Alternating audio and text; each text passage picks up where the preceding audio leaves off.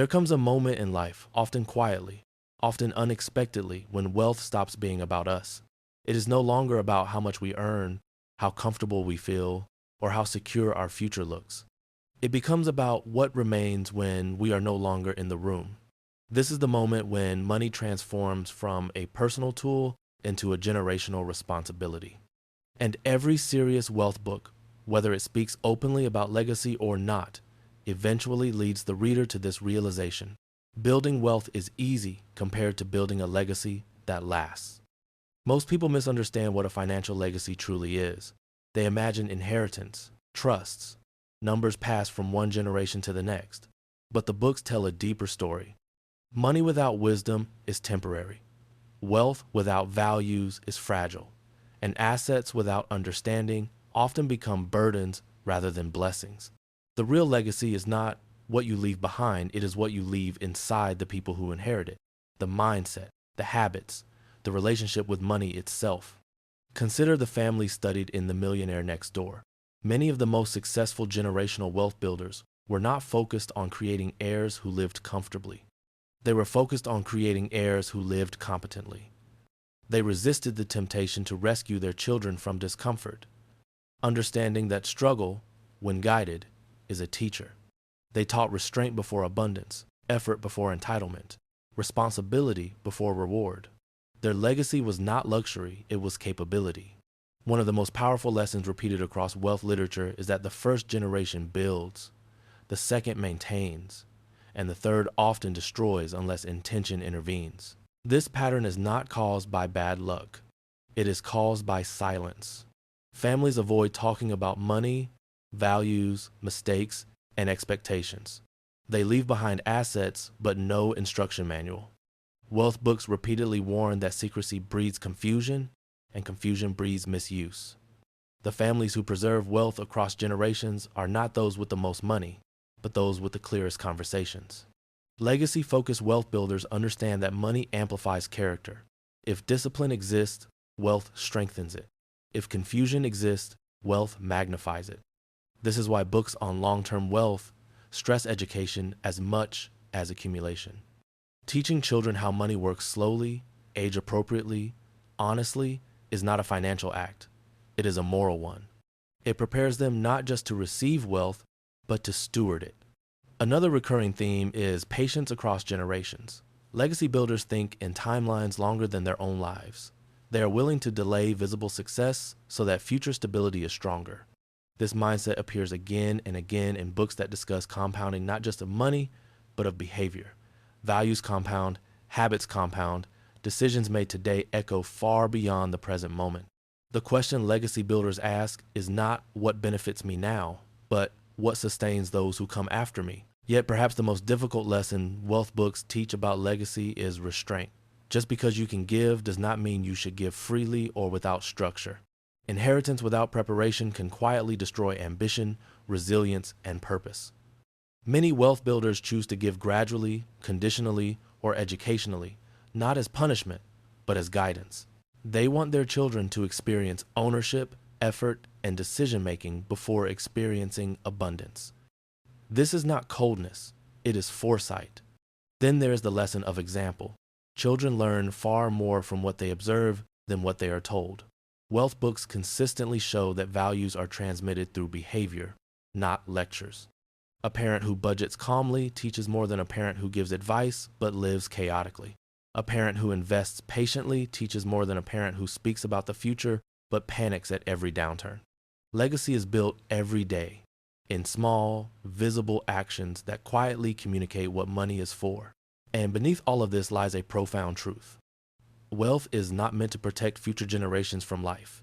It is meant to prepare them for it. The goal of a financial legacy is not to eliminate struggle, but to ensure that struggle is constructive rather than destructive. To give future generations a foundation, not a ceiling. To offer stability without stealing purpose. As you move deeper into this idea, you begin to realize that legacy building requires a different kind of discipline than wealth building alone.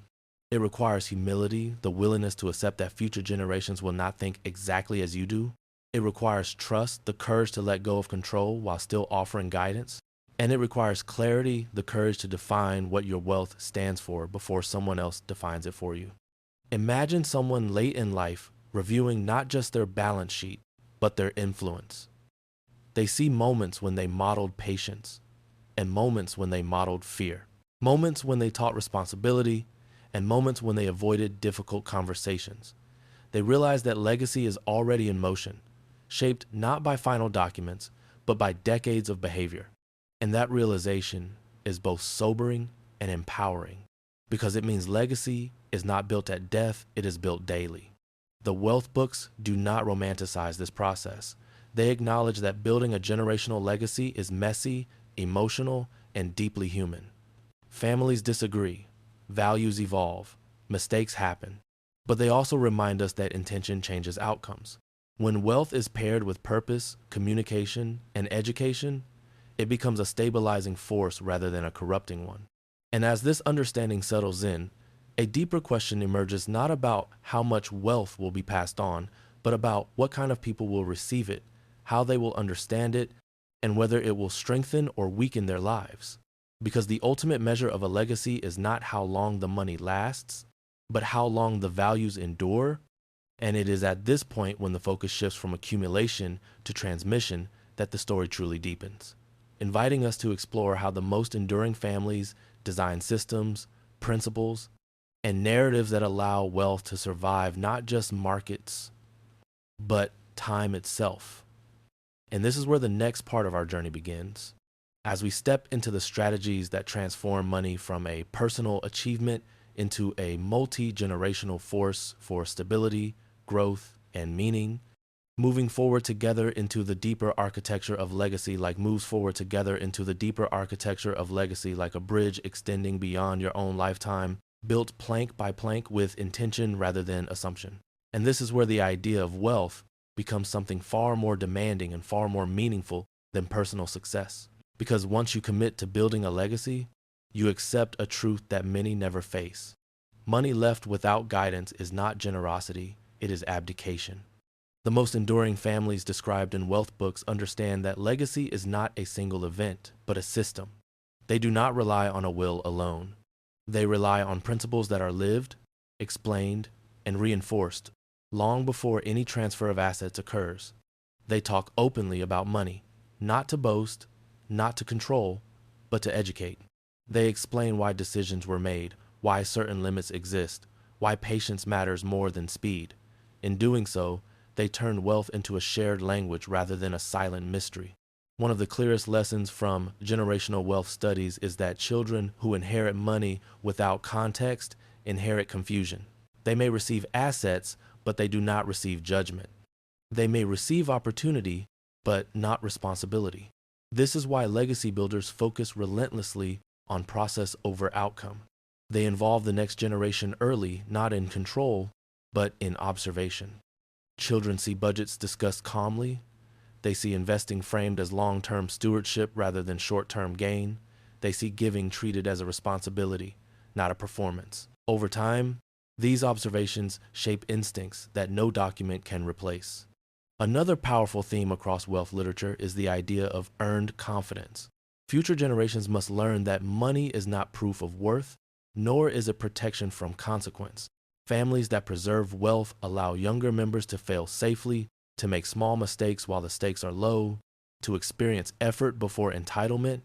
This controlled exposure builds competence, and competence builds respect for the resources eventually entrusted to them.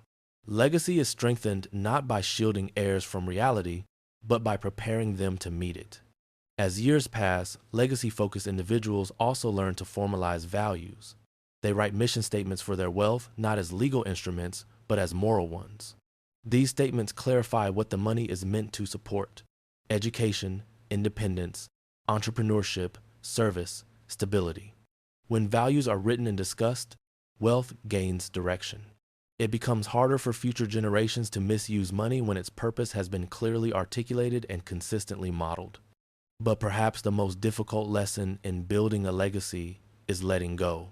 No matter how carefully values are taught, future generations will interpret them through the lens of their own time. Wealth books remind us that control is temporary, but influence can be lasting. Legacy builders accept that they cannot dictate every decision beyond their lifetime. Instead, they focus on transmitting judgment, not instructions. They aim to raise thinkers, not followers, stewards, not dependents. Eventually, the measure of success shifts. It is no longer about net worth, but about continuity, about whether future generations can stand on the foundation you built without being trapped by it, about whether money creates options instead of obligations, about whether wealth reduces fear rather than increasing pressure. And when that balance is achieved, money becomes what it was always meant to be, a quiet supporter of human potential, not a substitute for it.